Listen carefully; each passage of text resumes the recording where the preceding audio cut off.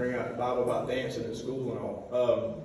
First, Matt Campbell, I live 35 Downey Court, Laurinburg, Richmond Hill. Thank you, Superintendent, School Board. If you hadn't seen today or the past few weeks, local politics is hard. No matter what side you're on, you're under a microscope and it is rough. And I commend you for the work you do for the school. I commend you for the work that Bryan County School Board has done for years. My family moved from Savannah. Excuse me, take my gun out. In 1987 to Strathie Hall, and Sally Brewer, who lived just a few doors down from me, who's probably the pinnacle of what running a school board could look like. I had the privilege of being spanked by Frances Meeks in the 3rd grade when I ran my mouth too much. So I don't think she knew that running my mouth is how I made my money once I got to be an adult. I learned from her, I watched her, I had friends who were educators, friends' moms who were educators for years. I had the privilege of having Miss Beth Odom and Mr. Gary Odom. Although Mr. Gary Odom didn't do a lot of teaching, we mostly traded baseball cards.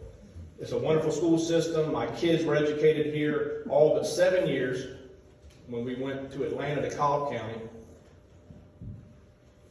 in which we learned that Cobb County is a pretty damn good school system.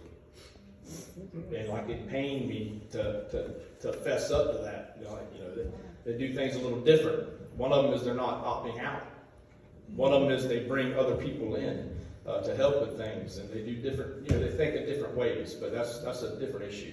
House Bill 581 was passed last year, as you all know, the state legislature, overwhelming majority.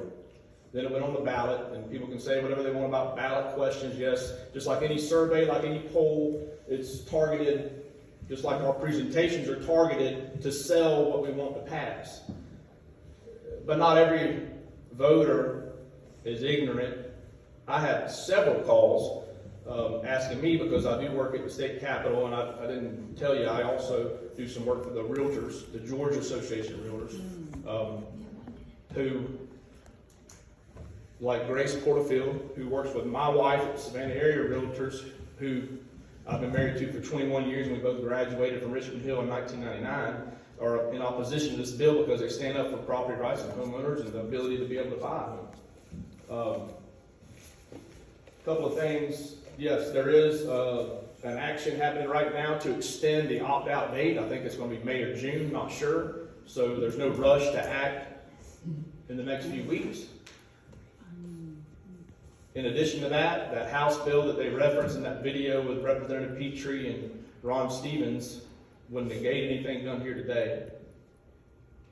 And I've heard like it's talked about this is forever and forever. Well, just like any law at the state capitol, every year from January until this year, April 6th, stuff that's been forever since the 1800s or the 1900s or, written in the law today, like 581 and opting out, can be changed. And it gets changed all the time. That's why people pay people like me to go up and fix things. So it's not all or done. But like I said, it's a hard job. I hate that you're in this position to have to make this decision.